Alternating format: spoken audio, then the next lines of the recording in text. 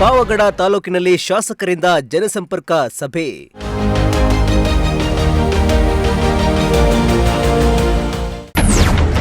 ಸಭೆಯಲ್ಲಿ ಸಾರ್ವಜನಿಕರ ಅಹವಾಲು ಆಲಿಸಿದ ಶಾಸಕ ಎಚ್.ವಿ. ವೆಂಕಟೇಶ್.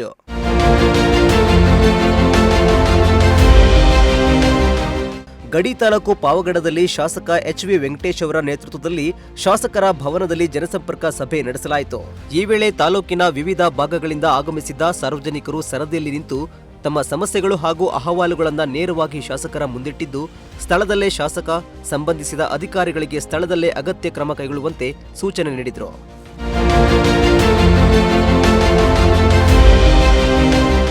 ಇನ್ನು ಸಭೆಯಲ್ಲಿ ಕುಡಿಯುವ ನೀರು, ವಿದ್ಯುತ್, ರಸ್ತೆ ಸೇರಿದಂತೆ ಮೂಲಭೂತ ಸೌಲಭ್ಯಗಳ ಸಮಸ್ಯೆಗಳೇ ಪ್ರಮುಖವಾಗಿ ಕೇಳಿಬಂದವು.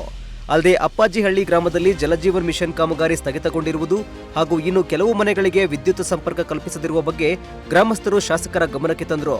ಈ ಬಗ್ಗೆ ಸಂಬಂಧಪಟ್ಟ ಅಧಿಕಾರಿಗಳಿಗೆ ತಕ್ಷಣ ಪರಿಶೀಲನೆ ನಡೆಸಿ ಸಮಸ್ಯೆ ಬಗೆಹರಿಸುವಂತೆ ಶಾಸಕ ಎಚ್.ವಿ. ವೆಂಕಟೇಶ್ ಸೂಚಿಸಿದರು.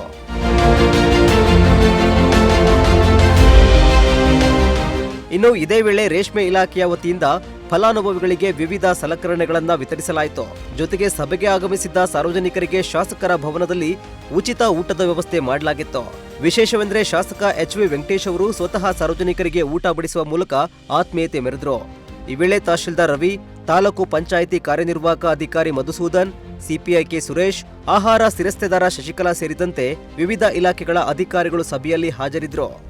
ಇಮ್ರಾನುಲ್ಲಾ, ಪ್ರಜಾಶಕ್ತಿ ಟಿವಿ, ಪಾವಗಡ.